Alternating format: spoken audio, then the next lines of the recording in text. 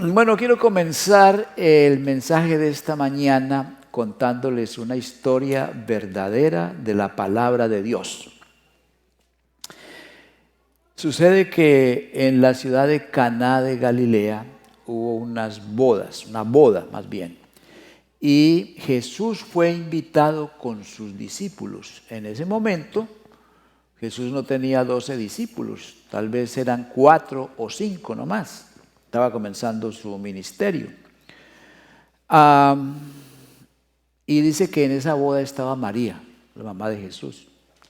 Y cuando se les acabó el vino, y hay que tener en cuenta que esas fiestas en ese tiempo eran de 6, 7 días u 8 días, según el dinero.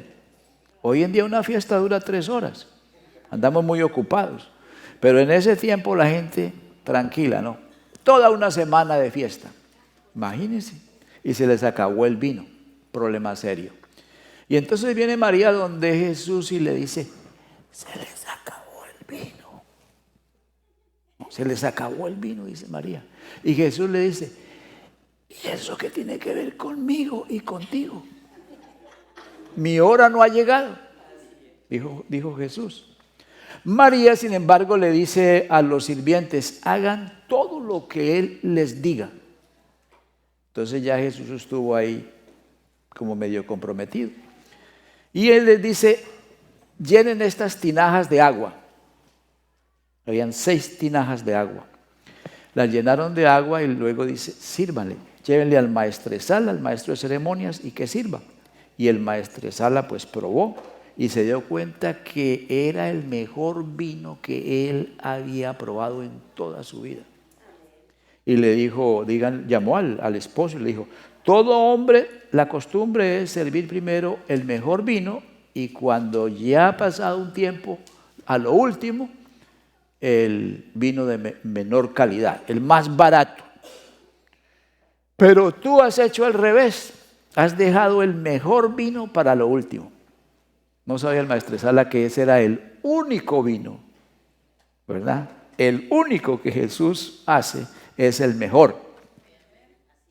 Para entender por qué Juan nos comparte ese relato en el capítulo 2, vamos a leer en el capítulo 20 del Evangelio de Juan para entender por qué él nos comparte esa historia. Juan capítulo 20, verso 31, ustedes lo van a ver ahí, que dice así: hizo además Jesús muchas otras señales en presencia de sus discípulos. ¿Cuántas? Muchas, las cuales no están escritas en este libro, o sea, en este Evangelio de Juan no están todas las señales milagrosas que Jesús hizo. El verso 31, pero estas, o sea, las que él incluye en el Evangelio de Juan, se han escrito para que creáis que Jesús es el Cristo, el Hijo de Dios, y para que creyendo tengáis vida en su nombre. Entonces lo que Juan está diciendo es, yo he escrito este Evangelio, este libro, con 7 señales milagrosas de Jesús, para que mis lectores crean que Jesús es el Cristo, y creyendo en Cristo, poniendo su confianza en Cristo, tengan vida o sean salvas. Entonces, ¿por qué Juan incluye esta señal milagrosa de Jesús en su Evangelio? La primera, porque él la quiere usar para que sus lectores crean en Cristo y sean salvos. Ese es el propósito. O sea que esta señal milagrosa está ahí no para exaltar a María, no para exaltar a los esposos o a la novia, ni para exaltar el tipo de fiesta que tuvieron, que la boda del año y que fue muy lujosa, nada de eso. La incluyó para exaltar y glorificar a Cristo. Ese es el propósito de Jesús contar esa historia. Sin embargo, si tomamos a María, personaje secundario, ya podemos aprender mucho de ella, especialmente las mujeres, ¿ya? Pero no es María.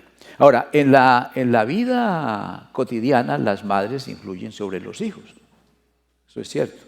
Pero en la vida espiritual la dinámica es distinta. No quiere decir que en la vida espiritual una madre puede ir donde el hijo allá en el cielo y decirle qué hacer. No. La Biblia enseña que hay un solo Dios, ¿ya?, y un solo mediador entre Dios y los hombres. Jesucristo, hombre. Eso es lo que la Biblia enseña. Entonces la dinámica ahí cambia. Bueno, pero si tomamos a María como un personaje secundario, podemos aprender de ella. Y hay tres cosas que María hizo aquí. Influyó en Jesús, creyó en Él y lo recomendó. Y si tomamos esas tres acciones de María, esas tres actitudes de María, y las traemos al día de hoy, o sea, las aplicamos al día de hoy, entonces podemos decir en primer lugar que una madre debe influir en su hijo. ¿Ya? Madres, ustedes deben influir en sus hijos. Tienen una influencia en sus hijos y deben influir en ellos. ¿Y cómo influyó María en Jesús? Pues cuando se acabó el vino, fue y le dice, se les acabó el vino. ¿Ya? Eso fue lo que hizo ella para influir en él, porque ella sabía quién era él y que podía resolver el problema. Porque Jesús vivió 30 años con Jesús y lo vio resolver muchas situaciones. Entonces ya estaba acostumbrada a que lo consultaba, especialmente después que murió José. Entonces ahí está ese problema y ella va y le cuenta, ¿no? Le dice, se les acabó el vino. Y entonces Jesús le dice, ¿qué tienes conmigo? Eso que tiene que ver conmigo y contigo, ¿no? Mi hora no ha llegado. Pero de todas maneras, Jesús usó su poder. Y cuando sirvieron el vino y María probó el vino, miró a Jesús y le hizo. Y Jesús le movió el ojo así. ¿Qué tal, no? Son cosas que me imagino yo, ¿no? Pero es la vida normal, es la vida normal. Yo creo que por lo menos María se sonrió cuando probó ese vino, ¿no? Porque era un vino muy, muy especial. Entonces María influyó sobre Jesús. Ahora, pónganle cuidado a esto, hermanos. Esa influencia que las madres tienen sobre los hijos se debe a que los seres humanos somos muy frágiles. Cuando nosotros nacemos, somos muy indefensos y tenemos una niñez larga y llena de temor y somos muy indefensos, muy dependientes. Por ejemplo, cuando una jirafa da luz a su cría, ¿sabe qué hace la mamá jirafa? Apenas la jirafita nace, le da patadas. Sí, así, pero duro. ¿Para qué? Para obligar a su cría a que camine y a que aprenda a correr. Porque en la selva están los leones y los tigres. Y rapidito esa jirafita aprende a correr. Pero imagínate tener un bebé y que la mamá llegue. No se puede hacer eso con un bebé, porque no se va a parar, no se va a parar. Porque es muy indefenso. Entonces transcurren muchos años hasta que ya ese hijo o esa hija se puede valer por sí mismo. Y por eso la mamá puede influir mucho, desde temprano. Los primeros 5 años son básicos para poner los fundamentos. Vivimos en una época donde la mamá quiere trabajar, quiere los dólares, o no tiene papá tantas circunstancias. ¿Y qué pasa? Lo llevan a la guardería y ahí lo dejan que chille horas y horas. Y ese niño tiene miedo, ese niño está necesitado de afecto y hay que brindarle protección para que crezca seguro, para que llegue a ser independiente. Entonces, madres, ustedes deben influir en sus hijos. No espere a que tenga 33 años para decirle cosas. Tiene que influir desde que tiene un día, una semana, un mes, un año, 5 años. Porque esa influencia va disminuyendo con el tiempo. A los 5 o 6 años, un niño se puede ir lejitos de la mamá y quedarse un ratico más que cuando es más pequeño. Porque está creciendo en independencia, ¿no? Y a los 12 años agarran el carro del papá o el de la mamá y se van. Los que son bien atrevidos, ¿no? Ya ves lo que hizo Jesús. Se fueron de Nazaret a Jerusalén, 2-3 días de camino a pie. Y se quedó allá en el templo con los maestros de la ley sin pedir permiso, sin informarle a papá y a mamá. Ya se creía como muy independiente Jesús, ¿no? Pero bueno, allá lo encontraron y María le reclama y Jesús le dice, bueno, yo soy un poquito más independiente ahora, en los negocios de mi padre me conviene estar. Pero el texto dice, y regresó con ellos y se sometía a ellos. Se sometió a la autoridad. Pero no siempre los hijos se van a someter a la autoridad del papá y de la mamá. No siempre va a pasar así. Porque la autoridad o la influencia de los padres sobre los hijos va disminuyendo hasta que llega un momento en que es 0. Tú dices sí. ¿Y a qué se debe eso? A que los hijos se creen que se las saben todas. Yo me las sé todas. Papá y mamá están atrasados, ¿no? Y fueron criados allá al otro lado del río. Y si no hablan inglés, pues van, pobrecitos, ¿no? Pobrecitos. El hecho de que no habla inglés no quiere decir que sea bruto. Pero así son los hijos. Y va disminuyendo la influencia. Otras veces la influencia disminuye porque si papá o mamá meten mucho la pata, entonces pierde también influencia, ¿no? Si la mamá es una mujer de esas locas callejeras que anda para arriba y para abajo y el hijo la ve metiendo la pata una y otra vez, ¿qué autoridad, qué confianza, qué influencia puede tener esa madre en el hijo? 0. Entonces, eso va por los dos lados. La influencia va disminuyendo. Pero esto es paradójico, porque cuando los hijos alcanzan cierto nivel de madurez, como que comienzan a prestarle más atención a mamá y a papá. Como que otra vez como que regresa, ¿no? Y cuando tienen hijos, ahí como que vuelve la mamá y el papá a recuperar, especialmente la mamá, a recuperar esa influencia sobre los hijos. Es paradójico, se pierde, se va como a 0 y luego otra vez como que se recupera. Pero mientras la tenga, ejerza su influencia sobre sus hijos para bien. Y una madre sabia puede influir en sus hijos a los 5, 10, 15, 20, 30, 50 años, si es una mujer sabia. Los hijos siempre la van a respetar. Pero, ¿qué es influencia? Una palabra que hay que aclarar, porque aquí yo la he usado mucho.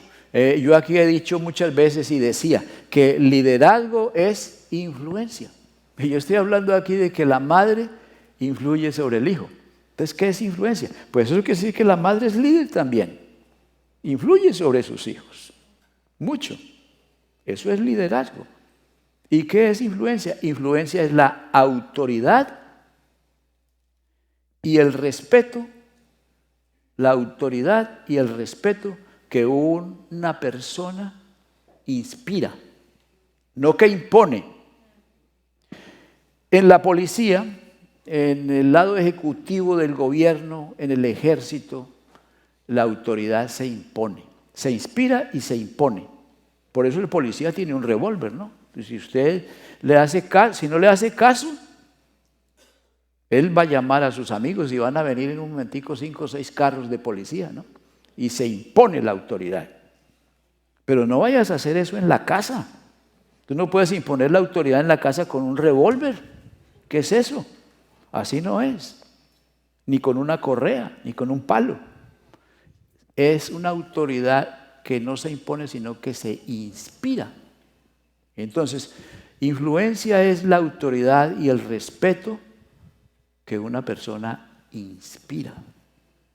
Distinto, ¿no? Y cuando uno inspira autoridad y respeto, quiere decir que las otras personas tienen el derecho a decir no. Y cuando te dicen no, hay que respetar eso. ¿Cómo comenzó Jesús su ministerio? ¿Cómo invitaba a Jesús a la gente? Jesús inspiraba autoridad y respeto, pero mire cómo comienza su ministerio. Si alguno quiere venir en pos de mí, si alguno quiere. Y claro, algunas personas le dijo, sígueme. Y la persona lo seguía, como Mateo. Pero tenía la opción de decir no, porque es una autoridad que no se impone, sino que se inspira. Y ese tipo de liderazgo se necesita. Entonces, madre, tú eres también líder. ¿Cuánta influencia tienes en tus hijos? ¿Cuánta has perdido? ¿Cómo la puedes recuperar? ¿Cómo puedes recuperar la influencia en los hijos? ¿Sabe cómo? Pórtese correctamente. Sea íntegro, sea íntegra. Y solito viene. La autoridad solita viene si uno se porta correcta e íntegramente. La gente se va dando cuenta, va confiando en ese tipo de personas que son íntegras y respetuosas. Bueno, además de influir en los hijos, una madre debe creer en sus hijos. A ver, ¿qué pasa aquí? Jesús le dijo, ¿qué tiene que ver esto con nosotros, mujer? Aún no ha llegado mi hora. Su madre dijo a los que servían, haced todo lo que Él os diga. ¿Por qué dijo haced todo lo que Él os diga? Porque ella cree en Jesús. Una madre debe creer en sus hijos. María creía en Jesús y por eso dice, hagan todo lo que Él les diga. Así dijo María. ¿Qué creía María de Jesús? Sería bueno tenerla aquí, ¿no? Con una florecita de esas también, y hacerle preguntas. Pero no la tenemos, no es posible eso, pero en la Biblia hay información que nos da a entender qué creía María de Jesús. Por ejemplo, cuando a María se le anunció que iba a quedar concebida del Espíritu Santo, el ángel le dijo que el santo ser que nacería sería llamado Hijo del Altísimo. Ella sabía eso, que Cristo era que Jesús era el Cristo, el Mesías, el Hijo del Altísimo, el Divino. Ella lo sabía. Y luego vivió con ella 30 años. Con él, 30 años. Lo conocía más que los discípulos. Cuando los discípulos comenzaron a conocer a Jesús, anduvieron 3 años con él. Cuando ellos comenzaron, María ya había vivido 30 años con Jesús y tenía información muy fidedigna. Así que ella les llevaba una ventajita bastante grande. Y cuando murió José, estoy seguro que Jesús, el hijo mayor, el primogénito, agarró el liderazgo de la familia. Porque hay hijos que llegan a ser líderes en la familia. Muere el papá y hay uno que a veces surge como líder. Y eso está bien, que sean líderes de la familia. Jesús fue primero líder de su familia, después fue líder de sus discípulos y es el más grande líder que la humanidad ha conocido. Amén. Y que nosotros conocemos. Pero antes de ser el más grande líder de la humanidad y ser líder de sus discípulos o de la iglesia, fue líder de su familia.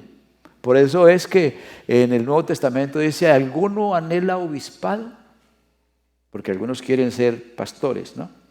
Y en otra parte dice, el pastor o el líder o el obispo debe ser, y narra ahí, ¿no? Explica. Una de las cosas que dice es que sea intachable, ¿no? Y hay una parte que dice con los de afuera, no solo con los de adentro, ¿no? Porque a veces adentro tiene muy buena imagen, pero afuera, con los de afuera, quién sabe. Y la Biblia dice que también debe de tener, ser intachable para la gente de afuera. Bueno, eso es lo que pasaba con Jesús. Él llegó a ser un líder de su familia y también un líder del mundo. Y María creía en él. Entonces, madre, tú debes creer en tu hijo. Si tú no crees en tu hijo, pobrecito tu hijo, porque ¿cómo vas a orar por él? ¿Ah?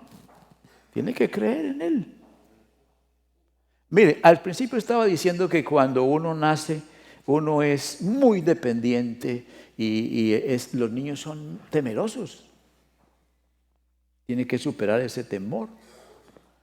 Pero si la mamá no cumple su rol y el papá tampoco, pues esa persona, ese niño crece inseguro, limitado, baja autoestima, no va a funcionar bien en el mundo, le va a dar miedo salir a la calle o le va a dar miedo asumir responsabilidades. ¿Por qué se están casando cada vez más tarde los hombres?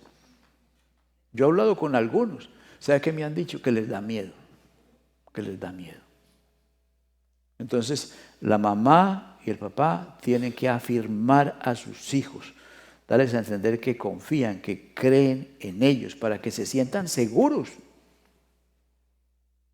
Si no, va a ser una persona insegura. Entonces, muy importante que la mamá crea en su hijo o en sus hijos y en sus hijas y que los afirme, les dé seguridad, confianza en sí mismo. Crea en ellos. Madre, si tu hijo está en la cárcel, crea que un día va a salir y va a ser una gran persona y ore. Si tu hija está en las drogas, madre, cree que ella va a superar eso y va a ser una gran mujer. Si tu hijo o tu hija es un hijo pródigo, que se fue y no sabes dónde está, debes creer que un día regresará y debes orar por ese retorno. Porque si no crees, pobrecitos de los hijos que las mamás no creen en ellos. Siempre hay que creer y desear lo mejor para nuestros hijos. Bueno, siguiendo adelante, una madre, y siguiendo observando a María, una madre debe recomendar a sus hijos. Ahí está el mismo versículo 5. Su madre dijo a los que servían, haced todo lo que Él os diga. Lo está recomendando. Hagan todo lo que Él os diga.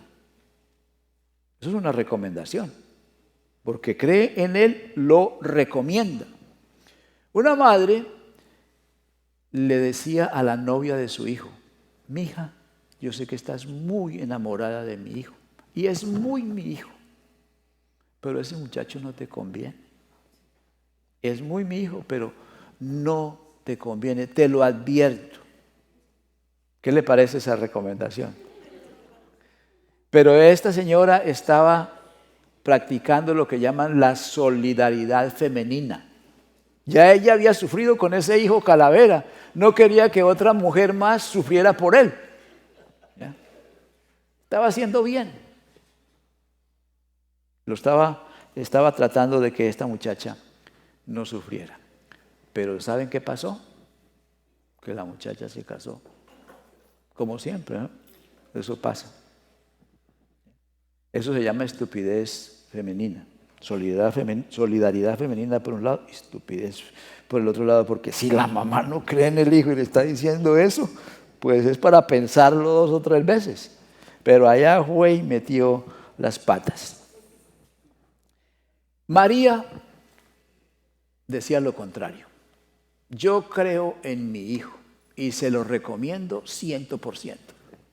Eso podía decir María porque ella creía y confiaba en Cristo y podía recomendar a Cristo. Por eso dice, haced todo lo que Él os diga. Entonces, así como María recomendaba a su hijo, usted lo debe recomendar, sin exagerar. Usted no vaya a decir que mi hijo puede convertir el agua en vino, no vaya a hacer esas cosas, ¿no? Pero usted sabe las fortalezas que su hijo tiene, sabe de dónde cojea y sabe lo que puede. Entonces trate de que se desarrolle en las áreas donde él puede. No trate de que él se desarrolle en lo que no puede. Por ejemplo, si su hijo es malo para la música, ¿para qué lo va a poner a tomar clases de piano y a exigirle que toque piano? Porque a usted le gustaría que su hijo toque piano.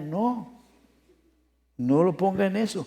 Observe qué es lo que él puede hacer y respáldelo e invierta dinero en esas cosas donde usted ve que él puede. Y recomiéndolo o recomiéndela. Es responsabilidad del papá y mamá observar qué cualidades tiene el hijo y qué capacidades y qué talentos y guiarlo, inspirarlo, motivarlo que siga por ese camino. Eso es lo que María estaba haciendo. Si la madre no recomienda al hijo, entonces ¿quién lo va a recomendar? Pobrecito. Si mi mamá no cree en él, hay que tenerle pesar a él. Bueno, hay otra historia verdadera de la palabra de Dios que cuenta que que antes de venir una gran hambre a Egipto, el faraón tuvo un sueño. 7 vacas flacas, 7 vacas gordas. Y el faraón decía, esto tendrá algún significado. Y nadie se lo podía explicar. Hasta que trajeron a José, que estaba en la cárcel. Lo trajeron. Y José le explicó. Le dijo, van a haber 7 años de abundancia y 7 años de escasez. Cuando dijo escasez, el faraón dijo, ¿y ahora qué? ¿Y qué vamos a hacer? Y José le dio una lección de administración. Le dijo, lo que hay que hacer es guardar hoy lo que vamos a necesitar mañana, ¿no? Hay que construir graneros, depósitos grandes y guardar de la abundancia que va a haber, hay que guardar para cuando venga la escasez. Entonces hubo 7 años de abundancia y José comenzó a almacenar y almacenar y almacenar y a administrar y a guardar. Y luego vinieron los 7 años de escasez. Cuando vinieron los 7 años de escasez, el pueblo vino donde el faraón, clamando por comida. Y el faraón, ¿sabe qué les dijo el faraón? Les dijo, id a José y haced todo lo que él les diga. Las mismas palabras de María.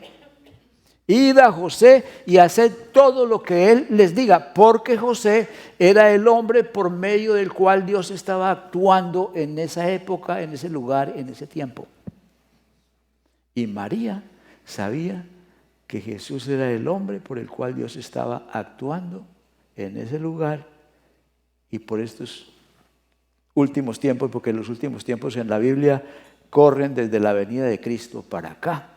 Él es la última persona por la cual Dios nos ha estado hablando y Él es la máxima revelación.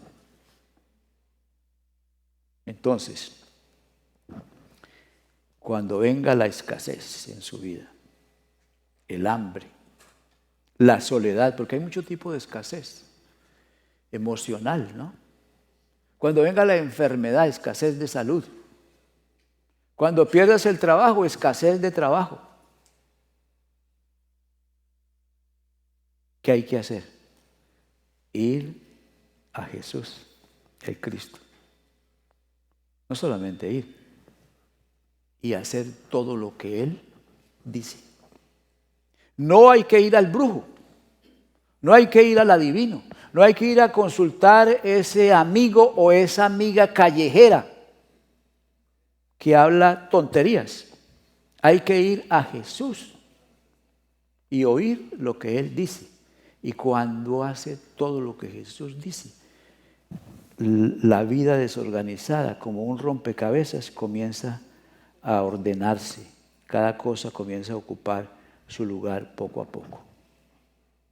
Y cuando la vida suya sea una vida insípida como el agua que echaron en las tinajas, que no sabía nada. ¿A qué sabe el agua? A nada. Cuando la vida sea inolora como el agua, ¿a qué huele el agua? A nada. Insabora e inolora e incolora. ¿Qué color tiene el agua? Es transparente, no tiene nada. La vida de muchas personas es así, sin sabor, sin olor y sin color. Cuando usted se dé cuenta que su vida es así, vaya donde Jesús a tomar el vino de la vida. El vino de la vida trae gozo, trae alegría, trae emoción a la vida, transforma. Y cuando una persona toma mucho vino, ¿qué le pasa? Cambia su manera de caminar, cambia su manera de hablar y su manera de comportarse. Pero usted me entiende, el vino de Jesús nos cambia para bien. Y madres, influyan en sus hijos crean en sus hijos y recomienden a sus hijos.